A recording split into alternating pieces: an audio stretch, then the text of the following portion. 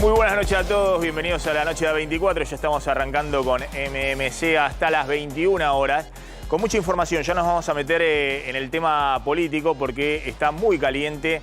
En la oposición, la interna Bullrich-Larreta, y detrás de eso hay todo tipo de operaciones cruzadas, ¿no? En un rato van a estar acá Martín Yesa, el intendente de Pinamar, que hoy está como candidato a diputado en la lista de Bullrich. Está Gustavo López también del oficialismo. En un ratito vamos a hablar también por qué está ocurriendo esto en el cual la oposición está más en ebullición política y el oficialismo parece más ordenado. Nosotros mismos contando que bueno, el oficialismo estuvo 3 años y medio a los bombazos de un lado y del otro y así les quedó la gestión. Viendo si pueden remontar de alguna manera en los 4 meses que le quedan. Y yo siempre digo que los oficialismos tienen más responsabilidad que la oposición, pues ya tendrá un momento la oposición, si es gobierno en el futuro, de tomarse de las manos y ver cómo se gestiona. Pero igualmente es muy llamativo lo que está ocurriendo en la oposición, donde es inexplicable todo tipo de traspiés y de cruces muy duros, que llevan a pensar si después van a tener capacidad o no de fidelizar el voto en la elección general después de la interna muy dura que se va a definir el 13 de agosto entre Larreta y Patricia Bullrich. Voy a arrancar con el tema económico, porque hay 2 temas económicos fuertes. Acá está Fausto Espotorno. Fausto, gracias. Ahora vamos a analizarlo. Uno es la inflación, 6% en junio, es el dato que dio el INDEC. Ahora lo vamos a estar analizando también con Claudio Slotnick. Ahí tiene mucho que ver con lo que veníamos anticipando. Jugando muy a favor el tema de la carne, el tema de las frutas y las verduras, que en otro momento jugaron muy en contra. Ahora jugaron muy a favor y le permiten al gobierno mostrar una inflación que, si lo pensamos el año pasado, nos agarramos toda la cabeza. Pero claro, después del susto de que fue el 8,4% de abril, el 6% parece un respiro para el oficialismo. Igualmente la inflación interanual, últimos 12 meses, acumula ya 115, 116%. Ahora vamos a analizar qué hay detrás de esos números. Pero quiero arrancar con lo que ha ocurrido en la negociación con el fondo, porque se ha tensado mucho la negociación. Venimos contando que el fondo inicialmente pedía algo que era totalmente inadmisible para cualquier gobierno, no solamente para este que tiene al ministro de Economía, además candidato a presidente, para cualquier gobierno que quiere llegar al 10 de diciembre a terminar su mandato y en el medio tener una buena performance electoral, que era una devaluación. La idea de que no hay dólares en el Banco Central, como no hay dólares en el Banco Central y hay un alto nivel de importaciones que se está pagando o con yuanes, que es deuda con China, o con deuda comercial con proveedores del exterior, el FMI dice, bueno, esto es insostenible, devalúen, va a haber un ajuste del nivel de actividad de las importaciones, van a recomponer reservas y después empezamos a hablar cuántos dólares les enviamos desde Washington. Eso ha quedado de lado en la mesa de negociación porque obviamente el gobierno no tiene condiciones en este momento para aplicar ningún ajuste cambiario porque no sabe dónde termina la inflación y no determinan los dólares libres si eso ocurría en el corto plazo. Pero se entabló una negociación muy tensa en los últimos días respecto a cuál puede ser el déficit fiscal para este año y cuál sería el ajuste necesario. Nosotros venimos contando que el ajuste se está produciendo silenciosamente, porque obviamente no lo va a anunciar Massa en una conferencia de prensa, mucho menos cualquier funcionario del gobierno, pero lo está produciendo la inflación. Por ejemplo, el gasto previsional viene corriendo, primeros 5 meses del año, 10% de ajuste real, por debajo de la inflación. Lo mismo la UH, lo mismo las transferencias a provincias que tienen un ajuste del 35% en términos reales, la obra pública, los subsidios energéticos que están corriendo pese a que efectivamente uno ve que en el bolsillo hay aumentos de tarifas importantes.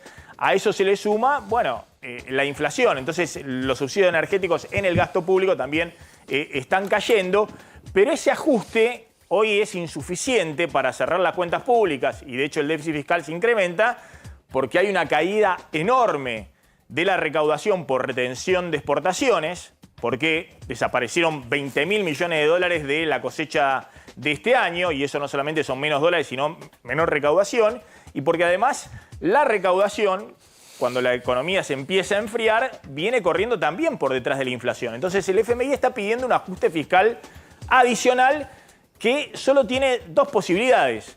Una es un aumento mucho mayor de las tarifas públicas en esta segunda parte del año para ahorrar más fuertemente subsidios energéticos y al transporte. Y otra es un corte total de la obra pública, que está muy paralizada en provincias, en algunos municipios, donde el gobierno se está sentando sobre la caja, porque si no se les desbordan todos los números. Pero sobre eso, las versiones que llegan desde Washington y que trascienden desde el propio Ministerio de Economía es que el FMI quiere un ajuste fiscal todavía mayor, que la meta de 1,9% de déficit fiscal para este año, que obviamente no se va a alcanzar, el FMI quiere incluso bajarla a 1,5%. En medio de todo eso, bueno, sale hoy el ministro de Economía, Sergio Massa, en un acto público a decir que lo que está buscando la Argentina, que es básicamente que le envíen desde el fondo desembolsos para pagarle al propio FMI, porque acá no hay dinero fresco. Nosotros lo dijimos del primer minuto, más allá de lo que decían fuentes oficiales, que el FMI iba a enviar dólares para poder intervenir en la brecha cambiaria, para estabilizar la economía, los dólares. Lo único que se le está pidiendo al FMI es enviar los desembolsos para pagarte a vos mismo. Bueno, sale el ministro de Economía a decir que hay economistas de la oposición que le piden al FMI en privado, en línea directa con Washington, que no envíen nada, que le pidan de todo a este gobierno, un ajuste muy fuerte, una devaluación, y que dejen que estalle todo. Mira el video. Hoy un funcionario del fondo, en un Zoom que tuvimos a la mañana, me contaba que hubo economistas de la oposición de la Argentina que en los últimos días se comunicaron y les decían: no les den nada, pídanle todo. La Argentina tiene que, digamos, pasar la mala hora, exíjanle al máximo. Esto tiene que estallar, llegó a decir uno. Me lo contaba un funcionario del fondo, que además me decía sorprendido: qué poco patriotas tus colegas de la oposición. Casi con una mirada como de sorpresa frente a la idea de que por una elección están dispuestos a que la gente la pase mal. Nosotros nunca, ni por una elección, ni por la discusión de una idea, vamos a pensar en hacerle daño a la Argentina, porque creemos en construir. Bueno, ahí están las declaraciones de Massa. Ahora vamos a hablar con Fausto Espotorno, porque evidentemente también, más allá de si existió o no ese contacto entre economistas de oposición, que hay permanentemente contactos de economistas de oposición con funcionarios del FMI, pero si efectivamente dijeron o no eso, hay incentivos cruzados. Es decir, incentivos respecto a lo que necesita este gobierno y lo que necesita el que quiere llegar a partir de diciembre. Pero en los hechos, Massa sigue diciendo permanentemente, está difícil la negociación, pero vamos a llegar a un acuerdo. Necesita transmitir eso, lo viene transmitiendo hace 2 meses, porque es parte de mantener las expectativas y que no se desbanden esas expectativas y que el clima financiero permita anclar en algún lado los dólares libres. Pero en medio de todo eso sale la vocera del FMI, Julie Kozak, que ha sido además una funcionaria que ha venido muchas veces a la Argentina, porque ha sido parte de las misiones revisoras para la Argentina, que dice textualmente: la Argentina está al día en sus obligaciones con el FMI, el renminbi, que es la moneda china que nosotros llamamos yuan, pero el yuan en realidad es la unidad de cuenta, el renminbi es la moneda, es una de las 5 monedas de nuestra canasta que los miembros del fondo pueden y han usado para cancelar sus obligaciones con el fondo. ¿No? Envía la señal diciendo, bueno, en junio tenían al último día que pagar 2.700 millones de dólares y hicieron una vaquita.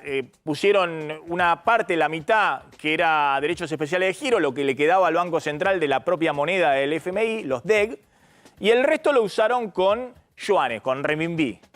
1.000 millones de dólares, 1.100 millones de dólares. Bueno, atención con esto, porque el fondo está enviando también la señal, bueno, tal vez no arreglamos ahora en julio. Y al 31 de julio, si no se arregla, ya hay un vencimiento pasado, el viernes pasado, 1.300 millones de dólares. Hay otro mañana y hay otro el viernes siguiente.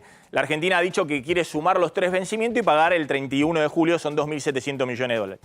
Si no se arregla, el fondo está enviando la señal, bueno, paguen con yuanes. Vuelvan a usar los yuanes del swap con China para pagar. Y la Argentina puede hacer eso. Efectivamente, la Argentina tiene disponibilidad para poder usar los yuanes. El problema es el siguiente, fíjense cómo se vienen usando los yuanes. El problema es que el Banco Central está usando muy aceleradamente los yuanes todos los días. Esta es la venta diaria del Banco Central de yuanes en millones de dólares y esto es la venta diaria de dólares en millones de dólares del Banco Central. En lo que va de julio, el Banco Central vendió 108 millones de dólares y casi 650 millones de dólares de yuanes. Y en los últimos días vemos varios días donde está por arriba de los 100 millones de dólares diarios que se está vendiendo en yuanes el Banco Central en el mercado cambiario. ¿Para qué? Para pagar importaciones que se autorizaron provenientes de China. Eso es lo que le está dando margen al Banco Central de sostener el pago de importaciones y liberar los dólares que no se usan para pagarle a China para usar para otras cosas, para pagar otros destinos o para intervenir en la brecha cambiaria en el mercado cambiario. Fíjense el cálculo que hace el economista Amílcar Collante si seguimos usando los yuanes. La Argentina tiene en total un primer tramo de 5.000 millones de dólares para usar de yuanes y otro tramo que habilitó Massa cuando vino recientemente de China por otros 5.000 millones de dólares. En total son 10.000 millones de dólares. Pero déjame mostrar acá para que se entienda esto. Ya se usaron casi 3.100, 3.200 millones de dólares de yuanes. 2.000 millones de pago de importaciones, a un ritmo muy acelerado, sobre todo desde mediados de junio. Y los 1.100 millones de dólares para pagarle al FMI el último día de junio. O sea que estamos acá, quedan 6.800 millones de dólares en yuanes, de los 10.000 totales.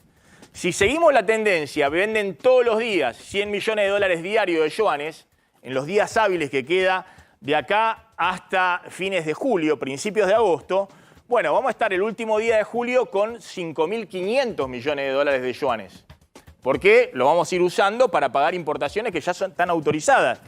Si ese día hay que pagarle al FMI 2.700 millones de dólares y nos patinamos todos los yuanes, los renminbi que hay en la Reserva del Banco Central, vamos a estar al día siguiente, empezando agosto, antes de las PASO, con nada más que 1.900, 2.000 millones de dólares de yuanes.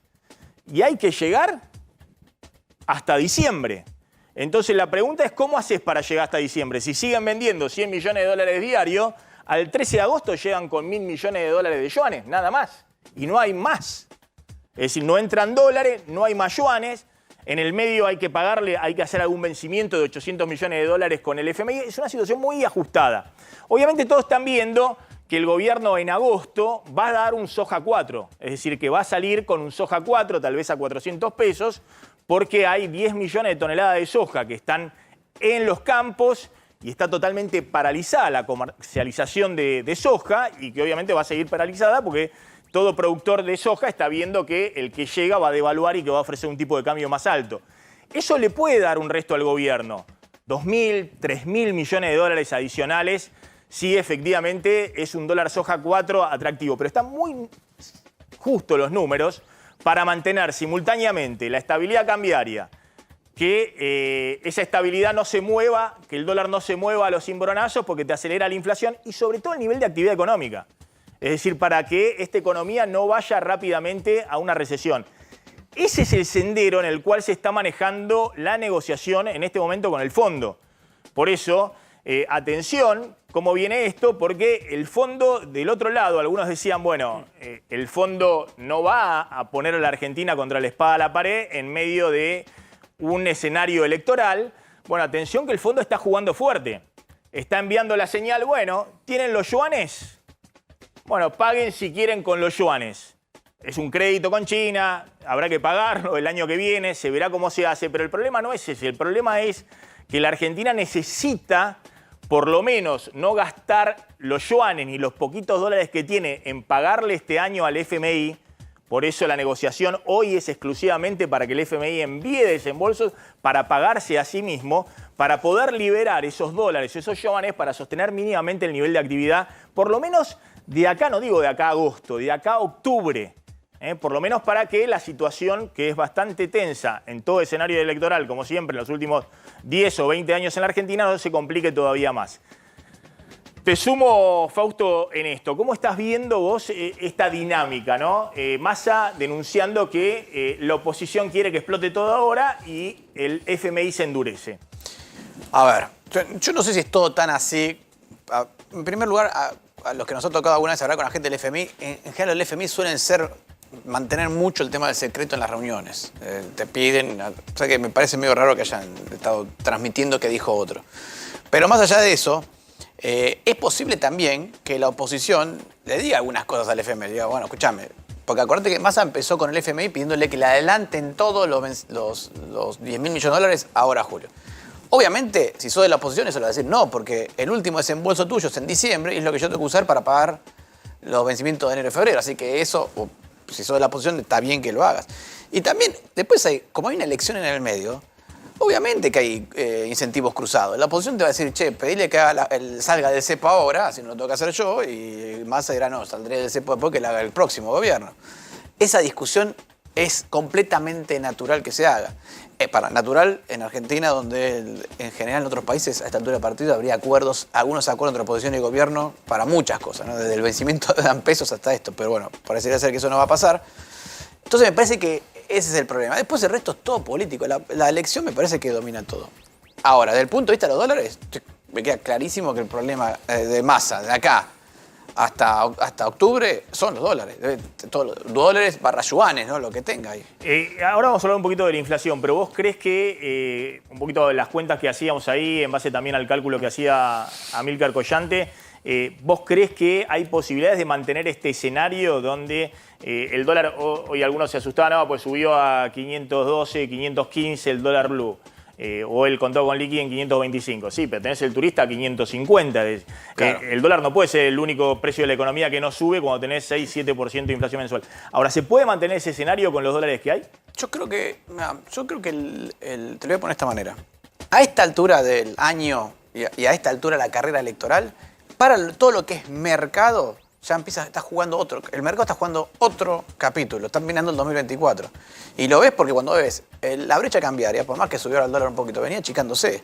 El Merval venía subiendo, 3 meses consecutivos suba. Los bonos también subiendo. Y cuando del otro lado ves la economía que tiene una inflación del 6-7%, medio recesivo, que le faltan dólares, y bueno, ¿qué está pasando en el mercado? El mercado está mirando el 2024. Bueno, ahora vamos a hablar de eso, y el resultado electoral. ¿Cuál electoral sea el resultado electoral? Vamos a hablar de eso y de la inflación después de la tanda. Está Martín Yesa, Gustavo López. Vamos a hablar también con datos importantes. Javier Calvo, ¿por qué tomó la decisión finalmente Jorge Macri de bajar a Franco Rinaldi de la lista de legisladores porteños? Y hay datos importantes que tiene Claudio Slotnick sobre el tema consumo y qué ha pasado con los mayores aumentos en el último año.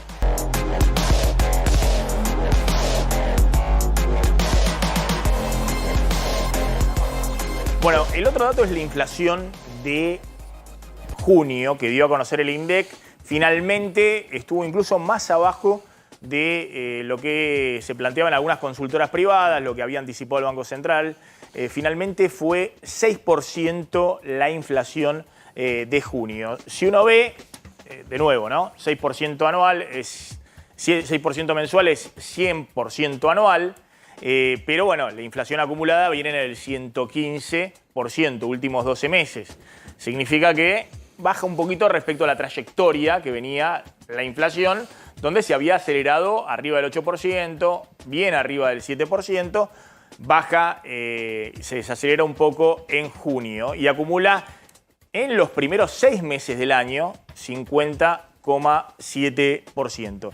¿Por qué se desacelera? Bueno, básicamente porque jugó muy a favor, pero muy a favor, alimentos, que venía jugando muy en contra, sobre todo en el segundo trimestre del año. En el caso de alimentos, aumentaron solo 4%. Y en particular con la carne, que aumenta 1,5% nada más en junio. Y hay deflación, caída de precios de frutas y verduras por cuestión de estacionalidad y además porque se terminan los factores que jugaban en contra. Si uno ve, a ver rápidamente, si podemos mostrar la dinámica de la inflación, bueno, claramente, de nuevo, ¿no? En este caso la inflación es 6%, la inflación núcleo sacándole aumento de tarifas y estacionales es 6,5%, un poco arriba de la inflación general, porque jugaron a favor los estacionales. Es decir, 1,8% en el caso de frutas y verduras. Y por eso es la excusa que hoy tiene el Banco Central, que hoy dijo que no va a bajar la tasa de interés. La tasa de interés está en el 8% mensual, efectiva anual es 154%. Obviamente que no la puede bajar en medio de una campaña electoral donde todo el mundo está viendo un proceso de dolarización y el gran peligro es que corran los depósitos de plazo fijo al dólar. Pero el Banco Central dice, bueno, no la voy a bajar por ahora porque la inflación núcleo está en 6,5 y quiero dar rendimiento en pesos, que efectivamente en junio, y también había ocurrido también en mayo, pero muy levemente, el que se quedó en tasa de interés, en el ahorro, le ganó al dólar libre y también un poquito a la inflación. Este es el comunicado del Banco Central de hace un rato diciendo que va a mantener la tasa de interés de emergencia, es una tasa de interés de crisis, 154% efectiva anual, básicamente porque la prioridad absoluta del gobierno en este momento es mantener la estabilidad cambiaria y mínimamente estos niveles de precios, que no haya una aceleración en los próximos meses. En el área metropolitana, Ciudad de Buenos Aires, Gran Buenos Aires, la inflación de alimentos fue del 3,1%, sí. 3,1% cuando sacás las bebidas. Ahora, hubo algunos alimentos que jugaron a favor del índice y otros que jugaron en contra. A ver, ¿quiénes jugaron en contra? El azúcar, que después vamos a ver, es de lo que más subió, el producto que más subió en el último año, 33,9% nada más que en junio, y van a seguir los aumentos porque en julio el azúcar siguió aumentando producto de la sequía, la caída en la producción en la zafra. La yerba, 16,6%. Uno de los que jugaron en contra es en junio, un solo mes. Nada más. Digamos, con acuerdo de precios que no fueron cumplidos. En el caso de la yerba, el pan francés 13,1%, el arroz el 12,7%, acá también es tema sequía, el yogur 12,2% dentro de un sector rubro como los lácteos que tienen incrementos muy importantes. Debajo del yogur yo no lo puse, pero están los fideos con el 11%, a pesar de los acuerdos de precios. A ver, ¿cuáles fueron los que jugaron a favor en junio? Bueno, lo que decías vos, verdura, fíjate, 5,9% para abajo en promedio. El pollo, que después del pico... Deflación de precios, caída de precios porque eran productos que habían aumentado muchísimo. Entre enero y marzo. Claro, efectivamente. Después volvió a haber una oferta grande, estaba la sequía, la gripe aviar y demás, sí. Una oferta grande. Además los precios se habían ido a las nubes, cayó la demanda fuertemente porque el bolsillo no daba y hubo un ajuste de precios por primera vez en el año. Pollo 5,3 abajo, las frutas 3% en promedio abajo y después, bueno, la carne, lo que vos mencionabas, en promedio 0,9%, el asado también tuvo una suba de apenas el 0,3% y la harina 000, un aumento del 1,8%. Y la otra cuestión es qué pasó en el último año con la canasta básica. Y ahí lo que vemos es que hay diversos productos que subieron bastante más que la inflación promedio. Acá lo que hay que ver es, estos son los precios. Último año, 116% de inflación, 12 meses. ¿Qué salario tuvo ajuste por arriba del 116%?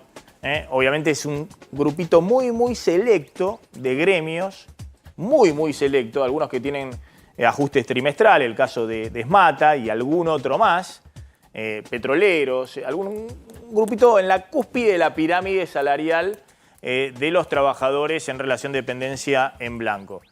Hay 40% de la población de informales que pierden por goleada. Si tuvieron 80% de aumento o 70% de aumento es mucho y eso marca la caída muy grande que está habiendo del salario real de los trabajadores informales y esto es el aumento de la pobreza. Ocurrió en los últimos 2 años de Macri, siguió en la misma magnitud en lo que va del gobierno de Alberto Fernández y con estos números se profundiza. Bueno, los 10 mayores aumentos del último año. Al tope, el paquete de azúcar, 362%. Se multiplicó por 4 veces y media y esto se queda corto, porque el INDEC midió 600 y pico de pesos el kilo de azúcar cuando ya está arriba de los 700 en este mes de julio.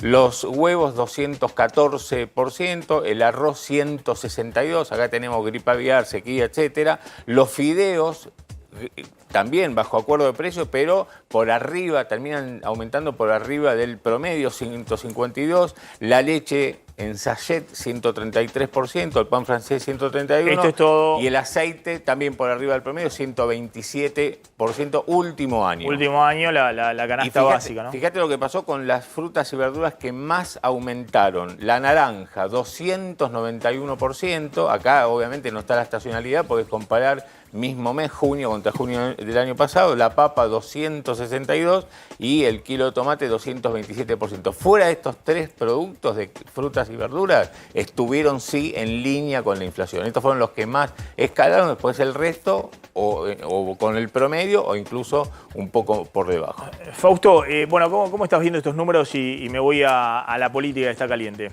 A ver, del lado de la inflación, dos cosas. Obviamente el número es menor de lo que se esperaba. Pero es cierto que dos cositas, que cuando ves el acumulado del año, por ejemplo, en la medición que hacemos nosotros, el acumulado del año, estamos exactamente igual que el INDEC.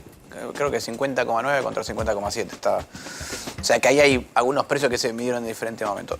Está claro que, lo mostraste ahí los números, la clave es estacionales. Y eso indica, y hace bien el Banco Central en mirar la núcleo. De hecho, perdón, una aclaración. La inflación núcleo se inventó para los bancos centrales. Claro. Básicamente. ¿Por qué? Porque los bancos centrales miran la inflación núcleo, que es lo más sólido de la inflación, y ahí es donde están mirando la inflación. Y esa inflación núcleo sigue en este rango que yo creo que es donde se va a quedar por un tiempo, que es entre el 6,5 y 8, dependiendo de qué pase con tarifas y algunos regulados. Que se empezó a ver desde mayo. ¿Ah? ¿Y por qué? Y tiene algún sentido todo eso, porque a partir de abril fue el primer dato negativo de actividad económica, que fue más en el agro, pero vimos abril negativo, mayo negativo en materia de actividad económica, y ahora estamos viendo datos de junio ya negativos en el índice que hace la UAD de expectativas industriales. Y lo que estás viendo es, bueno, se clavó la economía y como se clavó la economía también empezó a estabilizarse la inflación.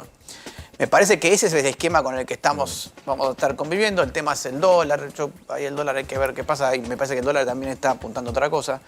Pero en este contexto veo la inflación más en estos niveles, estabilizada ahí por un tiempo largo, porque la actividad económica no te da espacio para nada. Este es el piso, el 6% para vos es un piso. Es un piso, pero digamos, vamos a estar ahí, en este rango de 6 a 8 si querés. En la medición de julio, 2 primeras semanas también venía, de hecho la primera semana... Fue fuertísima la primera semana. ¿Sí? Sí, fue muy fuerte. Nosotros no digamos fuerte, pero tiene sentido. También, a ver, si hay algo que todos los comerciantes tienen marcado en el calendario es el aguinaldo y la Navidad. Y julio es un mes de aguinaldo, entonces ahí tiende a haber un aumento de precios. Lo mismo que pasa porque la gente hace lo mismo. Che, cobré algo de más, tengo un excedente, ¿qué hago? O me capitalizo, compro productos, acumulo productos, voy al mayorista y compro, o compro dólares. Y fíjate que son las dos cosas que están pasando en este momento. Pero eso me parece que es algo muy... que suele pasar en la época de aguinaldos o que se da ahora.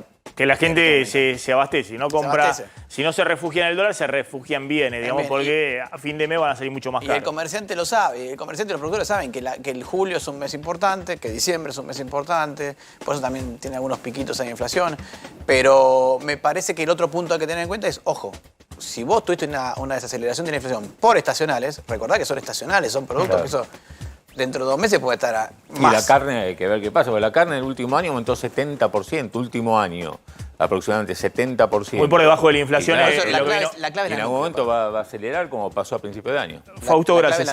Muy amable como siempre. Bueno, nos metemos en el tema político. Están Martín Yesa y Gustavo López. Arranquemos con lo que se conoció hace un rato, que es la renuncia de Franco Rinaldi a primer candidato a legislador de la Ciudad de Buenos Aires en la lista de Jorge Macri, ¿no? Con el total apoyo de Patricia Bullrich y con el apoyo medio ambiguo de Larreta. Cuando le preguntan a quién va a votar, a Lustó o a Jorge Macri, Larreta anda ahí con dificultades dialécticas para explicar eso. Contame, ¿qué hay detrás de esa renuncia de Franco Rinaldi, Sí, Javier? me gustaría detenerme en una de las cosas que pone Franco Rinaldi, que habló con Jorge Macri para llegar a un acuerdo para bajarse. No fue intempestivo, fue conversado. Probablemente Jorge Macri le haya pedido que se baje, probablemente Rinaldi le ofreció. Pero me quiero detener en una frase de su largo tuit, porque en un momento dice: me estoy volviendo una carga para la campaña y esto no hace más que beneficiar a los instigadores, que son también nuestros competidores. Franco Rinaldi no está hablando de Unión por la Patria, no está hablando de Milei, no está hablando del gobierno nacional, está hablando de Martín Lustó, está hablando de la lista que enfrenta a la de Jorge Macri por la jefatura de gobierno de la ciudad.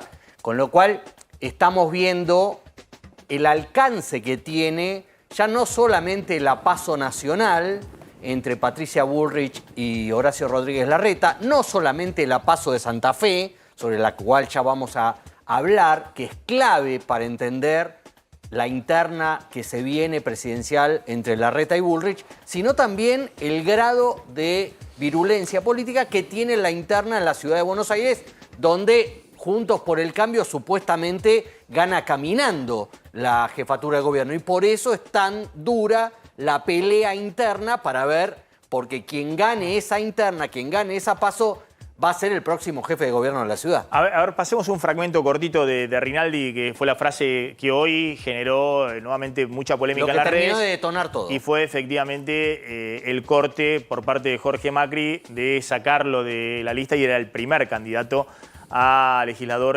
porteño. ¿Lo tenemos ahí? A ver.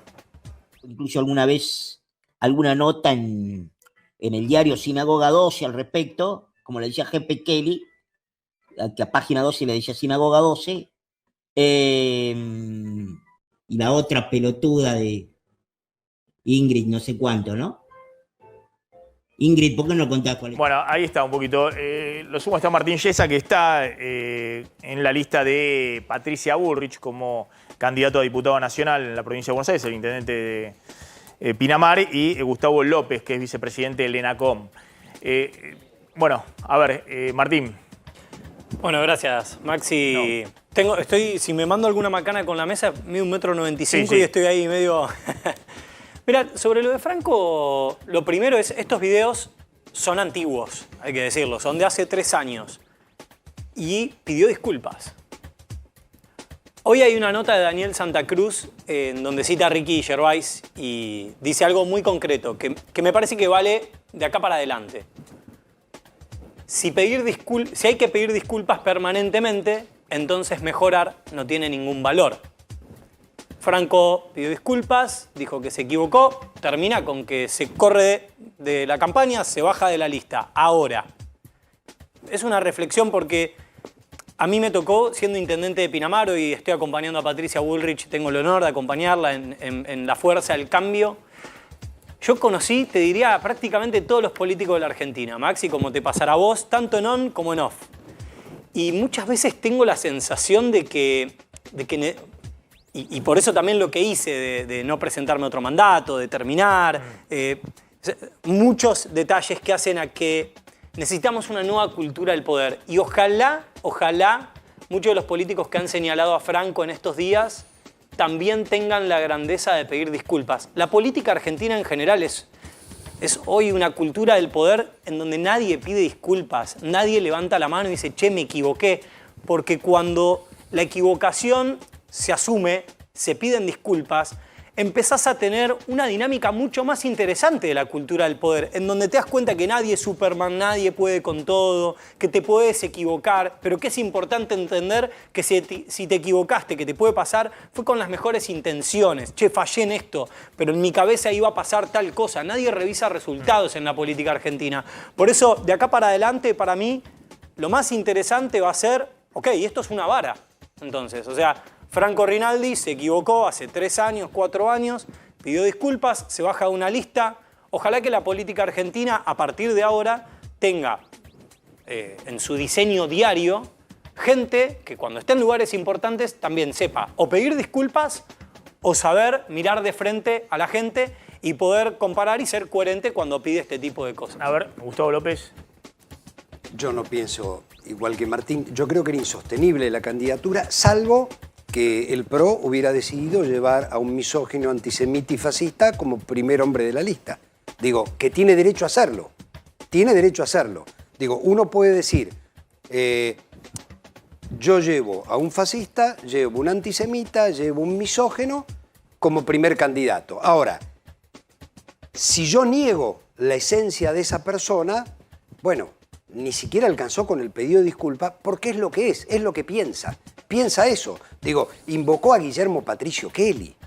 Digo, ¿Quién era? ¿Qué? ¿Quién era? A ver.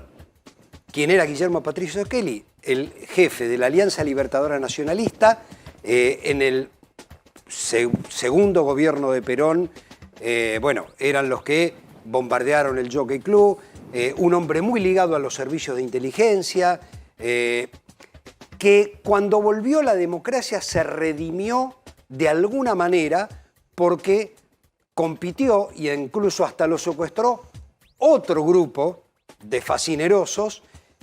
Ahora estoy tratando de acordarme el nombre de quien lo secuestró, que era un agente de inteligencia que había trabajado para la dictadura militar. Aníbal Gordon. Aníbal Gordon. En todo caso, lo mejor que hizo en su vida Kelly es no haber sido servicio de la dictadura militar.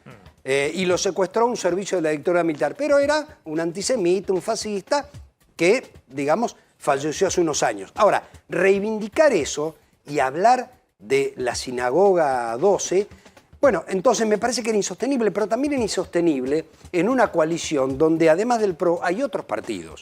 Y esos otros partidos también salieron a reclamar.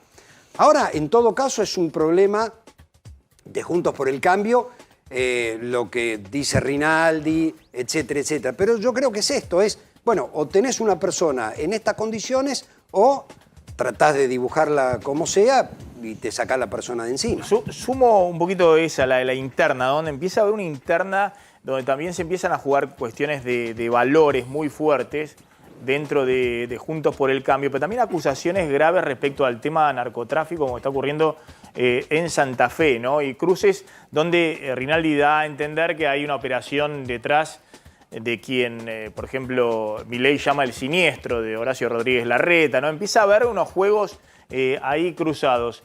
Bueno, ¿cómo siguió esa interna? Y después haceme acordar el tuit de Milei respecto al rey de la casta. Sobre el tema de la inflación. Por el tema de inflación, me olvidé de plantearlo porque hoy Milei por primera vez salió contra el rey de la casta. Hasta ahora disparaba siempre contra el siniestro respecto a Larreta, con guiños a Bullrich y a Macri, pero por primera vez dijo que acá hay un rey de la casta y lo asoció con la responsabilidad muy duro Milei en el día de hoy. Ahora vamos a contar de qué se trata. Sí, Santa Fe es la nueva escala de la guerra abierta para las PASO entre Rodríguez Larreta y Patricia Bullrich. Se cerraron hoy con caminatas varias campañas y estuvo Patricia Bullrich en Rosario con su candidata, con Lozada, con Carolina Lozada, y planteó esto en un tuit, si lo podemos ver, un tuit que además después le suma un video. Ahí tenemos el tuit, planteando que... se necesita mucha fuerza y coraje para poner en orden Rosario. Con Luis Petri vinimos a Santa Fe para apoyar a nuestros precandidatos a gobernador, a Carolina Lozada, junto a un gran equipo. Ellos tienen la fuerza para trabajar por un cambio profundo. Jugando muy fuerte, directamente, incluso nacionalizando la elección. Totalmente. Porque Larreta no fue. Larreta no fue, mandó un tuit, creo que ayer, a última hora, bancando a Puyaro, que es... Sí, dicen que Puyaro le dijo, banca, no vengas, que sí, la manejo provincial a esta, no vengas a ayudarme sí, acá. Sí, requirió del apoyo político de la ciudad, de Buenos Aires, tal vez de logística de la ciudad de Buenos Aires, pero no fue Larreta en las últimas horas a Rosario, a Santa Fe. Tiene previsto ir el domingo, salga como salga el resultado. Tenemos ahí un tuit donde Larreta de alguna manera chicanea. Bueno, ahí estamos viendo un video que subió a sus redes Patricia Bullrich. Este es el video de Bullrich. De Bullrich en Rosario, lo estamos viendo. Un poco simpático porque había una jubilada que le decía, necesitamos a ver, mostremos un poquito el video de Bullrich. Vuelva, porque se ve que la jubilada se olvidó que Patricia Bullrich hace unos años Patricia siendo ministra de Trabajo le espectáculo. recortó la jubilación, pero bueno, Patricia siempre son es cosas que pasan. espectáculo. A ver, mostrémoslo. Muchas gracias, muchas gracias. Es televisión, Patricia. Ahí está llegando a Rosario. Bueno, escucha, mi marido te ama. ¿Sí? Te ve y yo. Mira, Así que escucha. mira qué lindo. Te queremos ¿Sí? mucho. Bueno, muchas gracias, muchas gracias. Mucha suerte. Vamos, con Mira toda que la yo fuerza. confío.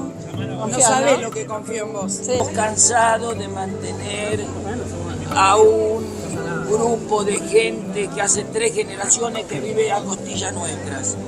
No me alcanza ni para comer. Y no, Cobro la mínima. Te pido, por favor, pensás en los los jubilados. jubilados, sí. Bueno, ahí está. Esa era que la boleta le acerca. Ahí está con Lozada, Bueno. con el muñequito, Sí. con el periquito, no sé por qué, pero bueno. Horacio Rodríguez Larreta, que no fue en las últimas horas a Santa Fe, mandó un hilo de tweets, una catarata, debe ser de su equipo de comunicación, en donde obviamente rescata a Puyaro, plantea que le duele mucho lo que están viviendo santafesinos aterrados por las mafias narcos que tomaron la provincia, rescata a Puyaro, y en uno de esos 5 o 6 tweets plantea al pasar que Puyaro vive en Santa Fe. No es casualidad que muchos reflejen eso, porque la acusación que se le hace, una de las acusaciones a Carolina Lozada, que lo acusó a Puyaro de tener vínculos con el narco, es que Lozada no vive en la provincia de Santa Fe, que vive acá en el Gran Buenos Aires. Entonces, desde ese punto de vista, está muy picante, insisto. No, y leyendo un poquito mejor ese tuit de Horacio Ahí lo Rodríguez tenés. Larreta. Puyaro vive en la provincia, claro. y de los 18 años que la recorre, conoce cada pueblo y cada Está bien, ciudad. está bien. Que es lo que se le adjudica que Carolina Lozada no ha hecho. Sí, pero más allá de Pero Santa bueno. Fe, leyéndolo un poquito más, acá hay un problemita con Jorge Macri. Digamos, un pequeño problemita respecto de cuál ha sido su domicilio en los últimos 5 años, digamos, ¿no? Digo, no, es un problemita que no sé si alguno que lee entre líneas lo que dice Larreta respecto a Santa Fe, si le está enviando un mensaje también a Jorge Macri, ¿no? Que es el candidato del PRO en la Ciudad de Buenos Aires. Acaba de tuitear Jorge Macri, le acabo de pasar a la producción el tuit, perdón que te interrumpa, Sí. Maxi. Plantea que acepta la renuncia de Franco Rinaldi, que busca así terminar con las polémicas. Como dije, no estoy de acuerdo ni comparto sus declaraciones pasadas que se conocieron recientemente, aunque sí acepté las disculpas que hizo públicamente porque creo en él. Hoy Franco entendió que su candidatura podría dañar nuestra propuesta y honradamente decidió dejar su lugar en la lista. Valoro mucho su integridad y por eso también valoro su apoyo. En momentos difíciles es cuando se conoce lo mejor de las personas. Gracias, Franco. Dice Jorge Macri, que admite que Franco entendió que su candidatura podría dañar nuestra propuesta. Es una manera diplomática de decir, Franco, después de esto... Ahora le te vamos a tenés que preguntar a Martín Yesa y vamos a discutir un poquito con Gustavo López si no se bandió demasiado un sector del PRO para tratar de retener votos que no se vayan a Milei, digamos, ¿no? No. Un sector que reivindica más allá de esto. Hay cuestiones, si tenés expresiones antisemitas, ya está fuera del sistema, pero un sector que se declara abiertamente trampista, digamos. Trampista que es que dicen que a Trump le robaron la elección, como hace el propio Milei. Milei también tiene esa visión. Entonces, me parece que buscó incorporar Jorge Macri en sus equipos gente que trate de obturar por derecha, frente a esa derecha trampista, que no es lo mismo que toda la derecha del mundo, que no se le vayan votos a Milei. Pero en un ratito lo hablamos. Vamos a hablar con Clara García, que es primera candidata a diputada nacional en Santa Fe. del socialismo, que es la tercera pata del frente de frentes, ¿no? Este tema muy extraño donde van, por un lado, Puyaro, que es Juntos por el Cambio, con el apoyo de los radicales. Por otro lado, Carolina Lozada, que va con el PRO, con una parte también del radicalismo y demás. Y con otra parte del claro, PRO. con Macri y con Bullrich. Y por otro lado, el socialismo, que va con Mónica Fein, la exintendente de Rosario, como candidata a gobernadora. Todos ellos van en una interna. Y de ahí saldrá un candidato y después hay que ver cómo fidelizan el voto en la elección de septiembre, que es la elección a gobernador. Clara García, gracias por atendernos, muy amable. Hola, ¿qué tal, Maxi? Un gusto saludarte. Bueno, ¿qué se juega en esta elección donde uno está viendo más que nada ebullición y declaraciones muy duras respecto al narcotráfico? Por ejemplo, ayer hablamos con Puyaro, que ha sido acusado por Carolina Lozada de vínculos con el narcotráfico. Fundamentalmente en la oposición, en este frente de frentes, no tanto en el oficialismo, que parece un poquito, curiosamente, más disciplinado, más callado, menos ruidoso el peronismo. Bueno, le hemos pedido a los candidatos, tanto Lozada como Puyaro, que piensen en la gente. Están dedicando demasiado tiempo en tirarse con munición gruesa, incluso con cuestiones que ya las conocían en el 2021 cuando fueron abrazados y ganaron una elección. Entonces, me parece que los santafesinos están esperando de nosotros más seriedad, más propuestas. Mira, Mónica Fein, lo dijiste muy bien, nuestra candidata, 2 veces intendenta de Rosario, les propuso hacer un debate de ideas, de proyectos. Lamentablemente no pudimos, pero sí Mónica presentó hace algunos días 130 acciones para los primeros 100 días, porque es la manera como a los socialistas nos gusta llegar al gobierno. Así llegó Hermes Wiener de la mano de su plan estratégico, allí llegó Miguel Lifchit planificándolo todo. Y bueno, y en mi caso voy a ser la persona que dé gobernabilidad desde la legislatura. Fíjate que quien gana la legislatura gana directo la mayoría por nuestro sistema electoral y no queremos que allí se atrinchere Perotti con sus malas prácticas de la política. Así que vamos a ganar estas PASO, vamos a encabezar la lista de diputados y el 10 de septiembre le vamos a decir presente a una legislatura que vote leyes, presupuesto y que tenga diálogo político para Santa Fe. Clara, me interesa un poquito cómo es el planteo del socialismo en este momento, ¿no? Que va en ese frente de frentes. El socialismo que ha gobernado Santa Fe con Wiener, con Bonfatti, con Miguel Lifchit, y que hoy va en un frente de frentes con el PRO y con el radicalismo.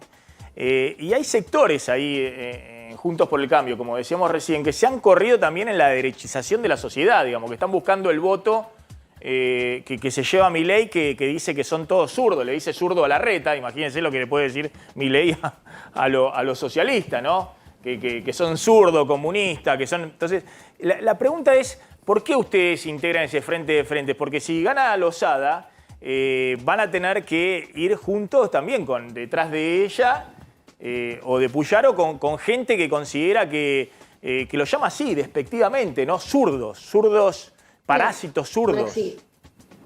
El socialismo nunca fue un partido testimonial, siempre fue un partido de gobierno y de convicciones, pero no solo para la mesa de café, charlando en teoría de la política, sino metiendo los pies en el barro y sentándonos a una mesa en búsqueda de acuerdos. Vos me decís, ¿no comparten todo con todos? Por supuesto. Tampoco lo era en el Frente Progresista, donde muchos, fundamentalmente el Partido Radical, que ahora, bueno, tiene una sociedad con Juntos por el Cambio ya desde hace tiempo, bueno, con el radicalismo, con la democracia progresista, con otros partidos compartimos 12 años de gobierno y la verdad que siempre, aún en las diferencias, dijimos, como líderes, paño frío, pensar en la gente, buscar los acuerdos y desde el socialismo fortalecer los ideales. Más aún ante la ausencia de nuestros líderes. Por supuesto que tenemos un diálogo mucho más fluido y estamos también en el crecimiento y en la búsqueda de liderazgos nuevos, pero con un compromiso total a hacerlo para transformar la realidad de Santa Fe desde adentro, no mirándola desde afuera. Y en esa mesa de acuerdos la voz del socialismo va a ser muy fuerte. Una última de Javier Calvo. Clara, sí. Cuando los candidatos en la campaña electoral se tiran con el tema del narcotráfico, con acusaciones o con, a veces, falsas promesas de que se va a resolver de tal o cual manera, ¿no es banalizar un poco un tema que es gravísimo y no solo en la provincia de Santa Fe? Es gravísimo, es doloroso, ha llegado a niveles de violencia extraordinarios. Rosario vive el año más sangriento de su historia, Javier. Hemos tenido más homicidios que días, por ejemplo, en el mes de mayo y casi en el acumulado del año. Tenés razón, no hay que banalizar un tema tan tremendo. Hay que ser serios en la relación con la nación, que es la que tiene la justicia federal, como para llevar adelante el enjuiciamiento de este delito federal. Hay que hacerlo seriamente porque hay mucha gente que está sufriendo. Bueno, Santa Fe pudo, aún con su propia policía y aún solo por los delitos comunes, meter presas a las bandas narcotraficantes que hoy, lamentablemente, desde la cárcel están cometiendo delitos. Mirá si es enorme la seriedad con la cual hay que tomar el tema. Clara García, gracias. Muy amable. Ahí está la primer candidata Bueno. a diputada del socialismo, que encabeza Mónica Fein como candidata a gobernadora en este frente de frentes, ¿no? Que va a ser la elección más importante antes del 13 de agosto, todo lo que se juega. Nacional. Efectivamente, en Santa Fe, no solamente por el peso, sino porque, bueno, están Puyaro, Lozada, Mónica Fein. Y hay una pulseada muy fuerte ahí, jugando a fondo Macri y Bullrich con Karina Lozada y Larreta con Puyaro. Exactamente, apuestan en uno y otro lado, tanto del lado de Bullrich como de Larreta, que el resultado de Santa Fe puede cambiar este último mes con vistas a las PASO. Bueno, los hago jugar a Yesa y a Gustavo López y ahora vamos al tema Milei, ¿no? Que se ha metido. ¿Qué se juega en esta elección? Mira, lo primero, Maxi, vos hace un rato estabas hablando de este tema del trumpismo, ¿no? De Trump. Si se había derechizado. Sí. Vos los conocés, hay autores, Acemoglu, Robinson, en ¿Por qué fracasan las naciones? Mangabeira Unger, que no podríamos decir que es un tipo de derecha. Son autores que desde distintos lugares describen una cosa, que ciertamente ha habido un fracaso en los países que no logran desarrollarse, que es que tenés esta tensión entre transformaciones de corto alcance, es decir, no sustentables por baja calidad institucional, o países que tienen momentos de alta institucionalidad, pero de escasa transformación en lo económico, ¿no? Entonces, hay una idea que tiene que ver, en donde a mí personalmente me resultaría torpe decir, che, izquierda, derecha. A mí no me entran esos conceptos para lo que yo creo que es necesario. Ahora, estoy totalmente seguro que vos necesitás un diseño institucional que habilite la transformación, y todo eso no lo vas a hacer si no te sentás a plantear reformas. Entonces, todo lo que vos estás viviendo en Juntos por el Cambio tiene que ver con que estamos discutiendo estas tensiones, que es cómo se va a dar este equilibrio, esta tensión entre la institucionalidad y las transformaciones. Ahora, ciertamente sabemos que la mera institucionalidad no genera una confianza en la ciudadanía en cuanto a las transformaciones que se tienen que vivir en carne propia, pero que también hemos descubierto los argentinos que estas transformaciones de corto alcance, que no duran más de 8 o 9 años, tampoco sirven, no son sostenibles. Por lo tanto, yo creo que acá hay un desafío, y no, yo lo que veo en Juntos por el Cambio, en el PRO, que es el partido al que yo pertenezco, es un partido moderno, es un partido concentrado en la acción, en la gestión, ahora sí dirimiéndose un modelo de visión. De hecho, fíjate que en el spot de Patricia no dice que Horacio es malo, dice, no es momento de un buen administrador, ni de un teórico de la economía. No está diciendo Horacio es malo, Horacio es un mal administrador, sino que en un contexto en el que tenés una inflación de 3 dígitos. Pero dice algo fuerte que hoy se discutió mucho, ¿no? 15 tipos de cambio, pero sí. Entonces el contexto también moldea cuál es el momento para una persona, cuál es el momento para una personalidad y la visión que se necesita y el carácter que se necesita. Dice algo fuerte que hoy se discutió mucho, que es que esto hay que pelearlo en la calle, imponerlo en la calle, ¿no? El spot ese ha generado reacciones muy fuertes, va incluso a haber que del sector defenderlo en la calle, de manera Rodríguez cívica, como lo hemos hecho. Mirá, yo te lo voy a decir, el 13S, el 8N, cuando fue el asesinato de Nisman. O sea, hubo muchos argentinos que fuimos. Yo fui a la Plaza de Mayo en aquel entonces, tanto en el 13S como en el 8N. ¿Cómo no se van a tener que defender reformas institucionales? Pero además son Perdón, pero son medio nerds, además, nuestras defensas territoriales. Vamos a pedir república, vamos a pedir justicia. A ver, voy a ir a ese tema, ¿no? No me parece para nada dañino, no me parece peligroso eso. Y preparemos el tema de que salió hoy Pichetto a decirle que tiene el ADN setentista, ¿no? Por Montoneros y demás. Pichetto a cruzarse con Patricia Burri. Si hablan de quién está más a la derecha, si Patricia o Pichetto, a Pichetto hay que considerar que ha tenido coherencia, ¿no? Ha estado con el kirchnerismo, el menemismo, el dualdismo, con todo. Es un hombre de Estado, ¿no? Pasan los gobiernos, con Macri de candidato a vicepresidente. Pero ideológicamente es difícil que Patricia Bullrich, que estaba con la Molotov en los 70, esté a la derecha. Patricia no estaba con Molotov en los 70. Están los videos explicados cómo armar las Molotov. No, sí, ahora dice que está en estuvo en la Juventud Peronista. Hay libros históricos que la desmienten un poco, pero bueno. Galimberti la desmentía, pero bueno. No yo voy a opinar de qué es lo que se juega en esta elección, que fue parte de la pregunta que hiciste. Yo creo que se juega el futuro inmediato de cómo salir del laberinto en el que nos metió Mauricio Macri con un crédito de 57.000 millones de dólares. Que gobierne quien gobierne, hay que sentarse y renegociar con el fondo porque es impagable. Digo, si gana Massa es impagable, si gana Juntos por el Cambio es impagable. Ahora, lo que está en juego no es si es pagable o impagable, porque es impagable para cualquiera. Lo que está en juego es cómo lo vas a negociar y con el excedente que vas a empezar a tener de cierta estabilidad económica y el crecimiento energético, ¿hacia dónde vas a ir? ¿Qué vas a desarrollar? Si va a haber o no redistribución del ingreso, si va a haber o no redistribución de la riqueza, si vas a tener un modelo productivista o vas a tener un modelo de financiarización de la economía como fue el modelo de Cambiemos en los 4 años que gobernó Macri, con una economía que de 4 años, 3 años tuviste caída del Producto Bruto Interno, 3 de 4, y tuviste más de 20.000 pymes que cerraron y tuviste entre el 18 y el 19 una pérdida de 272.000 puestos de trabajo en el sector privado formales. Entonces, eso que pasó, que es un modelo que no tiene destino como país. Digo, los liberales del siglo XIX construían ferrocarriles, construyeron Estado, hicieron la educación pública. Digo, no podemos volver a discutir la educación pública. Y después vino el kirchnerismo y lo destruyó todo. Yo soy profesor en 2 universidades. En la Universidad de Buenos Aires hace más de 30 años y en José C. Paz. Las universidades del conurbano es la devolución de la dignidad a la gente que puede estudiar por primera vez una carrera universitaria. Y cuanto más profesionales tengamos en la Argentina, mejor nos va a ir. Esto es lo que se está discutiendo de si es Massa o es Juntos por el Cambio. Son títulos porque vos después vas a los números y el 62% de los menores de 18 años es pobre en la provincia de Buenos Aires. Menos de la mitad poco más de la mitad, 55%, logra terminar la secundaria a término.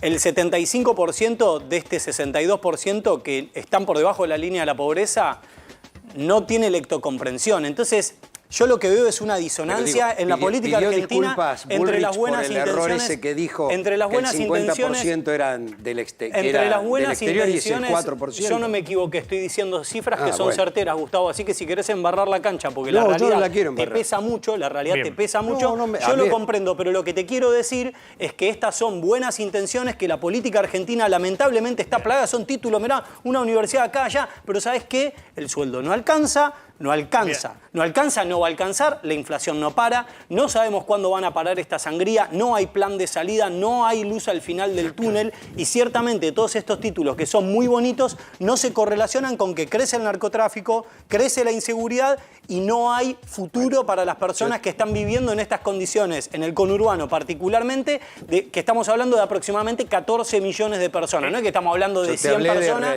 y bueno, y el 62%, entonces estamos hablando de 14 millones un de segundo personas. el tuit de Milei, que decíamos que Milei sale, bueno, salieron todos con el tema de inflación, la oposición y demás, pero por primera vez Milei sale muy fuerte contra el rey de la casta, dice por primera vez, no sé si está ahí el tuit, y pone STM.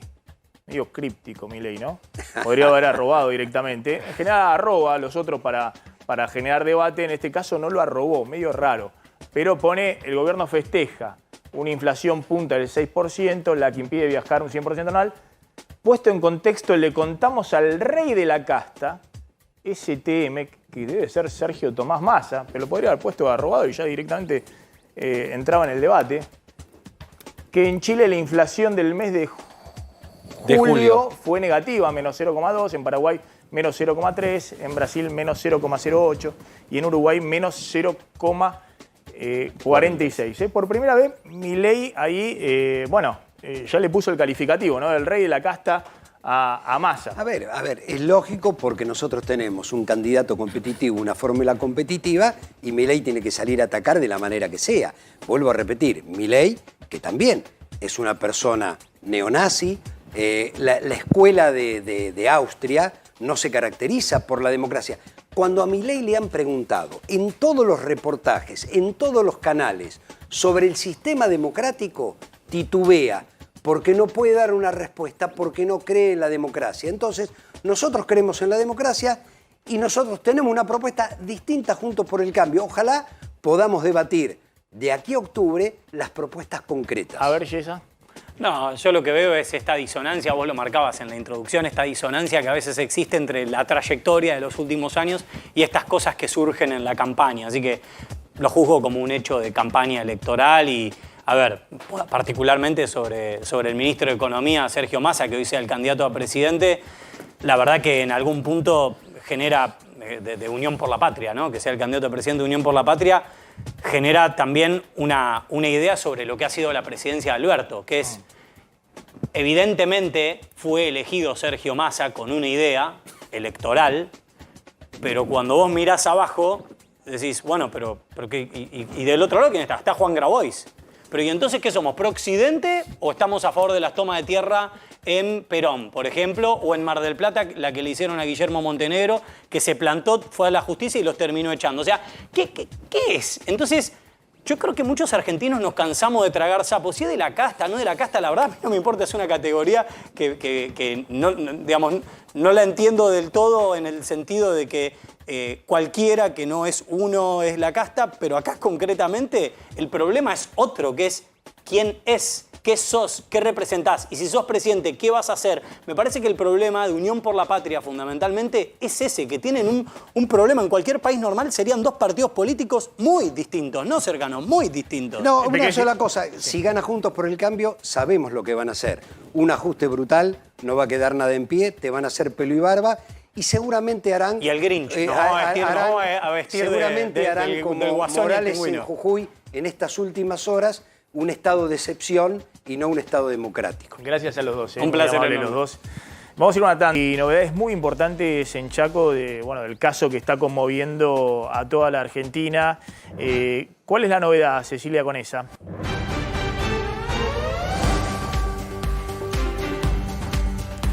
¿Cómo estás, Cecilia? Muy buenas noches, Maxi. Muy buenas noches a todo el equipo. Sí, es así. Hay novedades muy importantes para la causa porque es la primera prueba que da positivo. Recordemos que dio positivo la sangre encontrada en los muebles que encontraron en el allanamiento que realizaron en el barrio de Merenciano. Estos muebles que días después de la desaparición de Cecilia se encontraron en el barrio que pertenecían a la casa de Los Cenas, ubicado en Santa María de Oro. Dio positivo la sangre y la sangre se comparó con análisis que se le realizó a Gloria y a Ángela. Dio positiva esta sangre que pertenece el 99,9% a Cecilia Strisowski. Un dato súper importante para que los fiscales puedan avanzar con su hipótesis de que a Cecilia la mataron en la casa de Santa María de Oro. Cuando la madre de Cecilia Strisowski se enteró...